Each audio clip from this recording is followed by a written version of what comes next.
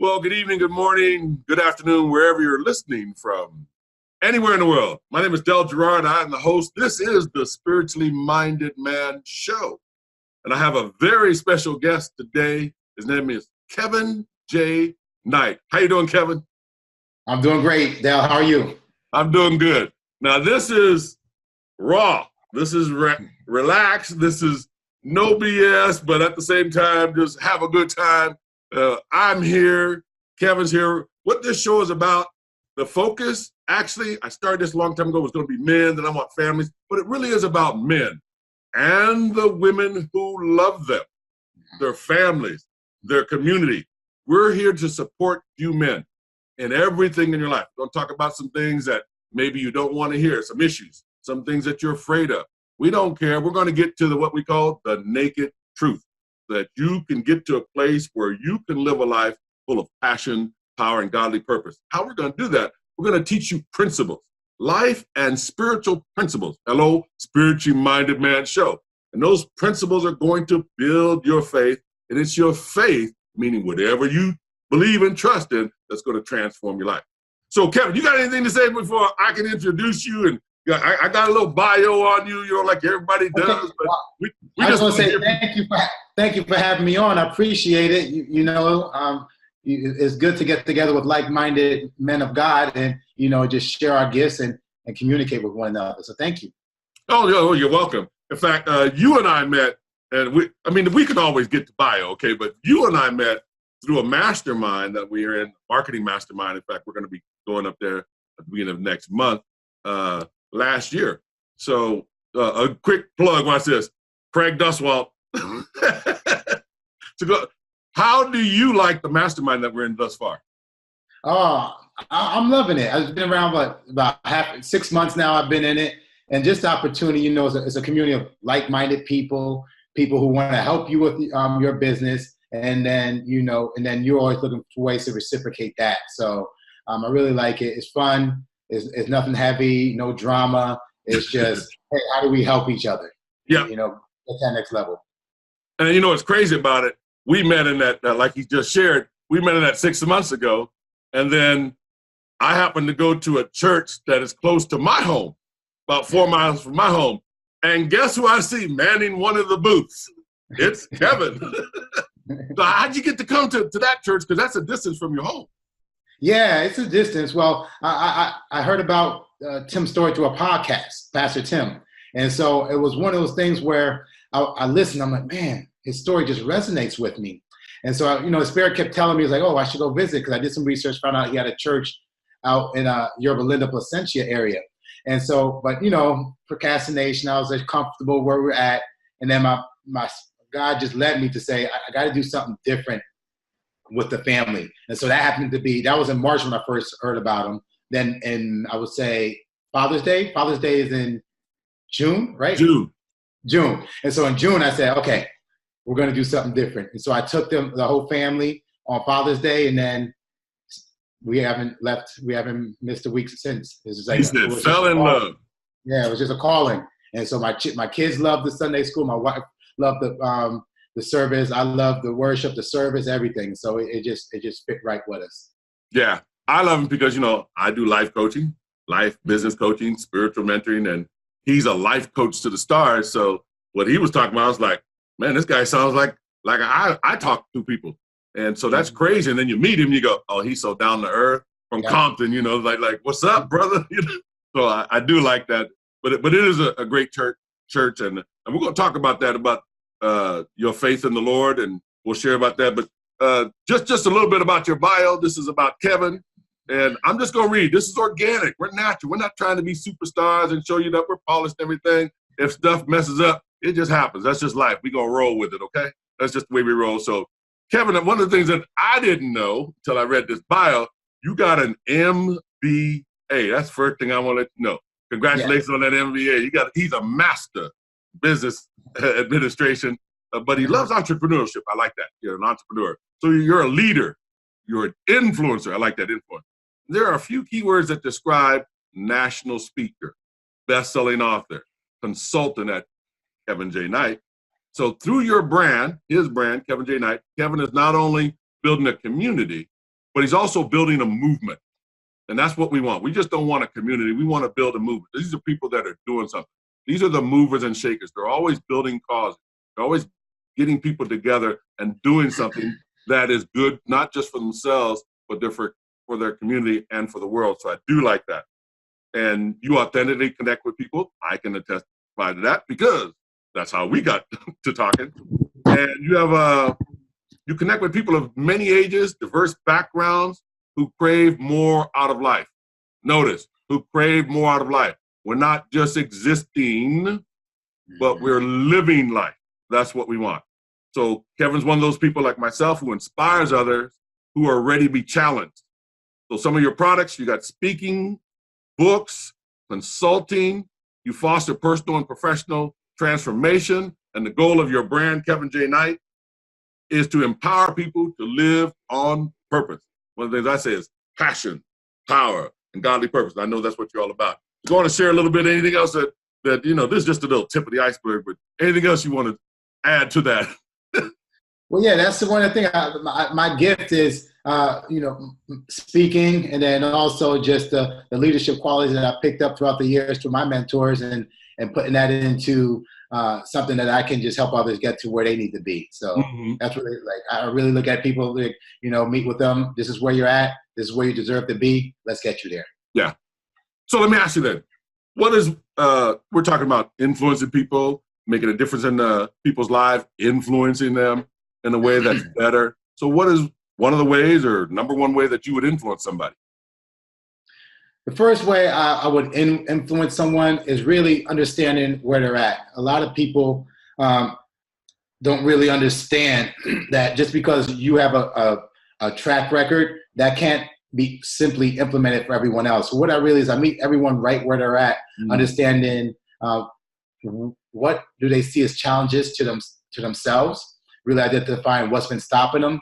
And then also I look at their track history about where they see their successes. And so that really kind of gives you a good picture of someone about, what gets them motivated and gets that momentum going. And then also what has them withdraw from just going a little step forward. And so once I understand that, I really can just try and create a plan that's specific for them.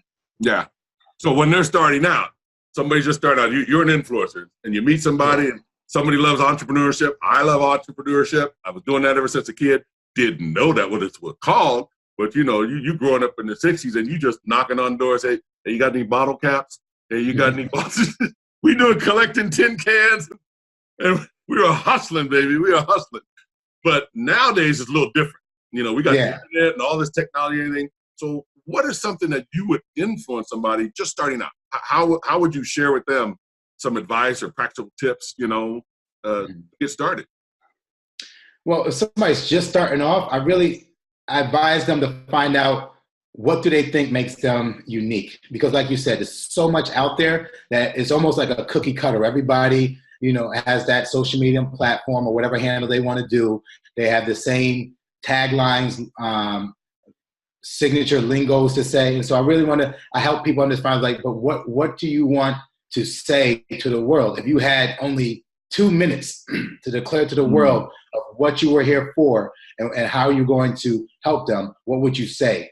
And then, so if they don't know that right off the bat, then I really go back, like Matt, you were just mentioning about when you were younger, you were going out door to door doing bottle caps. That says a lot about the mentality that you have in order to step out into this world. And so I really go back into what their history was, their relationships with their family, and really help them carve out about, okay, this is who you are standing up as in this world. And so this is where your unique niche is. And so I think everybody who starts off has to find out who they are as an individual, because if you're copying someone else, people read that. Yeah. And you're just one of those people that just walk around saying the same thing. And you can tell that in somebody's spirit, in somebody's eyes. As soon as those 2 minutes that you have with the first person, if you're not saying something that resonates with your true self, you're like, it's just a glaze. It's like, okay. But if you really talk like what you said with that passion and that purpose comes out while you're talking with that passion, people are like, oh, I don't even remember what you said, but I like you. It's so true. We call the heart-to-heart connection, because in sales, we used to tell them, sales is a transference of feelings. And when I talk about stuff, even now, look, okay, so we're going to let you see on the camera. See, these hairs are sticking up. This is goosebumps. This is what this stuff, when you speaking with your passion, this is what it's about.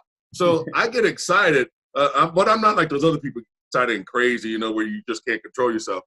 But you're right. The thing that you're talking about, like sales, when you share with people, they can tell if you're trying to sell them or you're trying to help them buy what they want. Yeah. It's a totally different thing. So I like that. And you and I connected on that. You know, I'm older, obviously. Yeah. But like you said, it doesn't matter. You connect with a variety of people, different ages, diverse backgrounds. That's what it's really about. So I really like that. But if we was to look at, well, there's so many thoughts. So what are some of the most critical changes that people could probably face when they're doing their future thing? Because we all talk about vision and here's what I have the dreams, I have the goal, and but really there's some stuff that you're gonna face that you ain't expecting to face. Yeah. And the thing that prepares you for that, because no matter how much you plan, how much you get prepared, you're gonna run into something that you don't see, because that goes back to that thing with like, you don't know what you don't know. But the one thing that helps you through that is understanding yourself. So that like is big, understanding like what are your pain points, what are your trigger points that really either help you get out of your shell or help or make you cower back in. And so that's one of the key things, because it's all defining. It's like the difference between a lion and an elephant. A lion knows it's a lion when it walks through the jungle, right? It knows it's a lion. And so that's what people don't understand. Like if you know that you're a divine being, you know these are just temporary incidents that are taking you to the next level. Even if you're suffering through it, you still have to say, this is building me. This is something that is building me to the next level. But if you don't really understand about the power you have within and what God has gifted you with, then you're going to falter. And so that's one of the key critical things, because, and that's why one of the things that I do is just that accountability, because you need to be reminded, you know, most of the time, because, you know, you get into your routine, people get into routines, and then all of a sudden you're like, I don't understand why this isn't working. And then you just need to take a step back, looking like, oh, I haven't been reading this every day, or I haven't been saying these type of things to myself. Like, oh, I haven't been in the Word as much as I should, guarding myself. And so, because life takes over, and so you can't always get every area of your life. And so, understanding that. So I'll say one, knowing that you have to constantly work on yourself, personally develop yourself spiritually, mentally, whichever ways, physically, and then also there's that accountability. Accountability to have, because once you get going, a lot starts, more responsibilities come upon you. And what those responsibilities come, I say obstacles, but I don't really see them as obstacles. I just see them as things that's taking you to the next level. No, it's crazy. You're so right on. It's crazy when we think, okay, and you hear that if people say, tell God your plans. You want to see if God has a sense of humor? Tell God your plans. It's true. It's like, here's what I'm planning to do. Okay, you plan to do? Yeah, and it's going to be a straight shot. There ain't going to be no issues. You're going to get slapped like your mama used to do. Boy, didn't I tell you? You're going to get beat up. I don't mind getting beat, but why you got to talk to me while you get But it's crazy nowadays, because it's so true. Life, like I can't remember who said this. I don't know if it's I think it was Bill Gates or Steve Jobs. One of those guys, first thing you need to understand, number one, life is not fair. Life is not fair. You are not, don't go out there and expect things to be fair. It's not going to happen. And life, and I talk about life, building life, one of the things that the Lord gave me. About 15 years ago with drug and alcohol. That's how we got them to get off the drugs. And people say, how you getting these people out there? We did they do recreational drugs. I put a hyphen in it, was recreational. Recreate. Like the Lord, go back to the way it was in the garden when God created everything. Boy, you got the people and this is where you start to build or build your life. And so what you're talking about is really helping people understand who they are. And that's the number one thing to be successful. I tell people, one of my things that I share, and it's going to be stuff that I use. How do you be successful in life? Everybody's got their own opinion. No problem with that. But the number one way that you be successful in life, to me, is number one, to be who you are. Yes. I did not say be yourself, because sometimes ourself is somebody we don't recognize.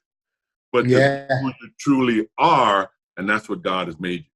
So, in fact, we just getting a bit on the God route, but tell me about your relationship with God. This is the Spiritually Minded Man show. So we have to be spiritually minded. But tell me about your relationship with the Lord. Okay. Well, I grew up in the church. My mom is a God-fearing woman, woman of faith, and so we grew up really strict. God-fearing meaning, hey, boy, don't make me come over there. So, I mean, before you go to bed, kneeling down for a couple of hours, reading the book of Proverbs, yeah, praying, singing, and so. But what she was doing was instilling something in us. Like it says, train a child in the ways that he should, and when he grows older, he won't depart from it. Yes. And so, because you're going to go through those things, most adolescents, and so. I grew up as a Bible whiz kid when I was a young kid. Winning visual arts contests for the Assembly of God, doing youth group projects, and then it shifted for me.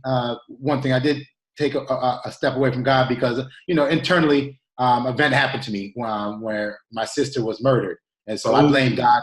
I blame God for that, and so I was young enough. I was young then. I was like couldn't really grasp it at the time, and so when she was taken from me, I really took. I didn't know. I internalized it guilt-wise, and then I wanted to blame someone else. And so, most people do. They blame God, and so that really kind of derailed me from the path. But then, eventually, I came back on that path because one of the things that my mom did have me read all the time was trust in the Lord with all your heart, lean not into thy own understanding, in all thy ways acknowledge him; he shall direct thy paths. I believe it's Proverbs 3:5-6. Yep. And so. That was the thing that really, when I was getting into that place where I was like, I can't keep handling life by myself, God called me back, So that's really that's when I started getting back into the church, getting into my faith, and realizing that, you can't make it without him in this world, or you're going to have a very minuscule life as far as what meaning and purpose is concerned. Yeah. And so that helped me heal. That helped me heal, going back to God, going back to the source, and understanding that event had a purpose behind it. And so now with me, that led me through some of my times of things. But now I'm married, 5 kids, 2 sets of twins, and so now I know it's like my turn. Twins? Yeah, I thought you knew that. No, I didn't know that. Oh, yeah. Yeah, I got 5 kids. 2 sets of twins. Actually, you see this little happy type birthday thing. My 2 oldest girls just turned 8 last Saturday. Oh my God! Yeah, and they're at the church. Huh? Yeah. Yep. I need to see them kids.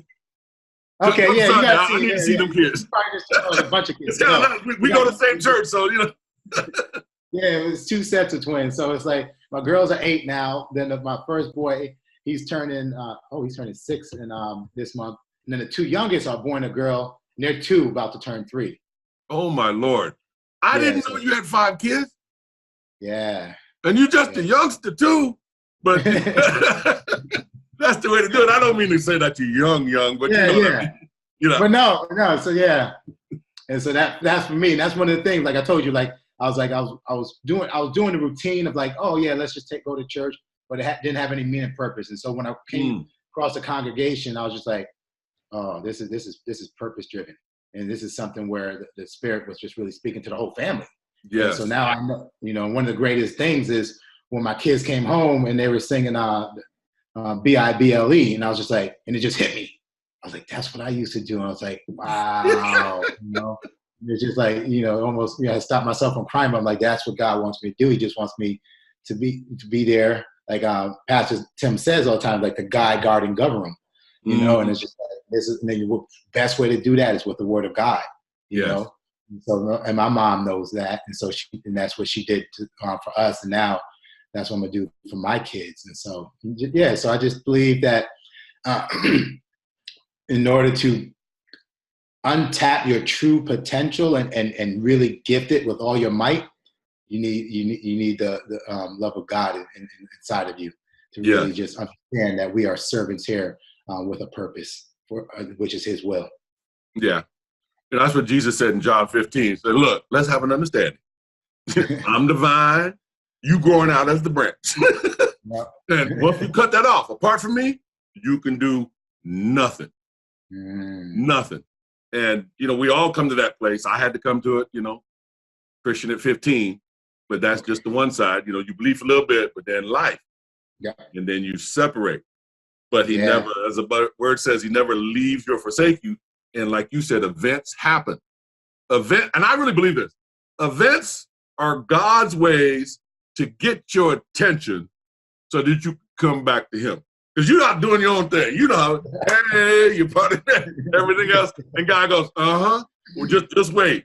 Just wait. Then when stuff happens, oh, Lord, He said, oh, now you want to call my name? He said, I ain't right now. Call me a little bit more. Why isn't you answering, Lord? I've been praying, But He does get our attention. And when He does, He got mine at age 38. At age 38, He got mine back. That was a rededication. And I've never stopped since.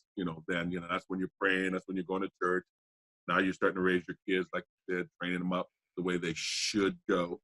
And they all have their certain bent. So that's pretty good. But in that, there's challenges. Yes. Again, just because you accept God and you doing the God thing, don't mean there's no challenges. So this again, men have challenges, and we can go through a lot of stuff. But what are some of the challenges that you've gone through? And I'll just put it in the sense of now that you're trying to do the God thing or the right thing. You're trying to do right by your family. You're trying to do right by your community, by your pastor, by your work that you do with people. But what are the challenges that you would face or have faced that God has helped you overcome? Okay, well, I'll say the main one is like on that path when I did lose my sister, how, trying to deal with it on my own and not dealing in His way, it really derailed me, like her relationships with my mother, relationships I had were, just one to the other, meaningless, not really having any attachment to them. And so for me, that was the biggest challenge because I wasn't seeing myself as lovable, to tell you the truth. I held that guilt, that pain, and it just hurt my self-confidence dealing with it in that mindset, And so now, like the word says, it's the renewing of the mind. And so when I really figured that out, I was like, oh yeah. It was like, like I said before, there's a greater purpose behind that. So that was one of the major things. And once I got a hold of that, it started allowing me to step out actually into sharing my voice. That's one of the first times I started speaking in public, because I was sharing my story at certain domestic violence awareness organizations vigils. And so that's one of the things where I just didn't even realize it. But then I also started writing an article for another organization. So all this, I was just saying like, well, I just need to share it. But now that I look back, that was all just leading me up to the platform that I'm up now. Because I look back, I'm like, oh, I didn't even realize it because I didn't see it as that. Yeah. I didn't see it as that, but I was really just lending my gift, my talent, just to create an awareness. And so that's the one major thing that happened. And then for me too, I feel of me just being more, I would say, patient, loving, understanding husband and father. That's one of the, because I'm married, 5 kids, 2 sets of twins, 8 years and under. And so it's a lot of responsibility, especially with that, being a single income family, because, do the math, it's going to cost a lot of money to have somebody come over. I used to be a child care provider, and I know, and I raised 4 of my own, so I understand. I had to pay it after a while. Yeah, and we in LA, so I was just like, no, I'm not paying for that. So we're gonna figure this out. Amen. Yeah. And so one things that, and I really just read it the other day. It was I think it was in Proverbs again. It said, "Do not love sleep, or you'll grow poor." Yeah. And then what's the second part of it? But it's something about like, steady work and your barns will be full, basically, Yeah. you know. And so then and so that I picked up that mentality, and then also just from my parents being from the West Indies, my father, I grew up seeing him work 3 to 4 jobs. So me, I'm always having that ability to just like, okay, what else can I be doing to, you know, help this family financially? So I think leaning on God more on that, knowing that, like in Psalms 23, Lord is my shepherd, I shall not want. Mm-hmm. And so not really just leaning on that, knowing that he's going to take care of everything, you know, through faith, but then also through my actions. Yes. And so while I build this, what I'm building now, I know I still need to work, you know, not where it's going to be. And so that I really, really feel and leaning on him, not realizing that I have to like work hard. It's really just I have to lean on him for that guidance, because if you really listen to God in those quiet moments in the morning and in the evening, you're praying, you're worshiping, Mm-hmm. you get those God ideas where it's just like, oh, yeah, that's an easy way of doing that. And then that can bring in this. And so, and honestly, that's how some of the things, the streams I created for this family, that's how it came through. It's just me sitting back, you know, just thinking like, all right, God, how do you want me to do this? How do you want to handle this? I know it's taken care of, but what way do you want to take care of this? And then that's when it started, you know, that's when those God ideas start coming in. And so, so I'm not afraid of work. And I think that's one of those things that, you know, is a gift from God. And so that's really helped me. And then also staying present with my family, knowing that every single thing that's coming to this family is a blessing. I have, you know, 5 sets of eyes looking at me, you know, every time I come home. So it's a blessing, but it's also motivation. Sorry, I was thinking the 5 sets of eyes. I'm thinking like the rats are really looking at you and like, yeah, what you gonna do? You gonna bring home some cheese today? Exactly. I'm sorry. I got lots of memories from stuff that we used to do, all the cartoons and the things that happen, you know. And it is true, you know. It's challenging to go out and do that every single day, knowing that if you don't get it done, it's not going to happen. Yeah. Regardless of how much faith you have. Mm-hmm. What was the word? Show me your faith by your works, meaning by the things you do. We're not saying works is the key. We're saying, but your faith is an action. Faith puts into action the thing that you say you believe. Mm-hmm. So that's where the work comes in. And because of the work, people can see your faith in what you're doing, how you're doing, the way you're doing it, your character, everything. It builds to that. So just write on stuff. Just write on stuff. So in entrepreneurship, people have misconceptions about entrepreneurship. And you and I know it. I mean, I did it from a kid on. I can tell you all sorts of stuff. You go, you did what? How old were you? Yes, I was this age. I was going out at this time, working in the fields and doing a lot of stuff on my own. Didn't ask my mom and dad. I just needed money, and then we just did it. But there's always some misconceptions that people have about entrepreneurship and how do you go about things. So what are some common misconceptions about it? Since you got the MBA, brother, so you know. Yeah. And then, of course, you know, how do we combat that? Yeah, so I think the one major misconception is that people think entrepreneurship is just a lifestyle, you know? And so that's thrown out like, oh, I'm an entrepreneur. But it's like, are you thinking about that as just a lifestyle because of the way marketing is and the era that we're in? Because entrepreneurship, it's a day-to-day 24/7 business. Yeah.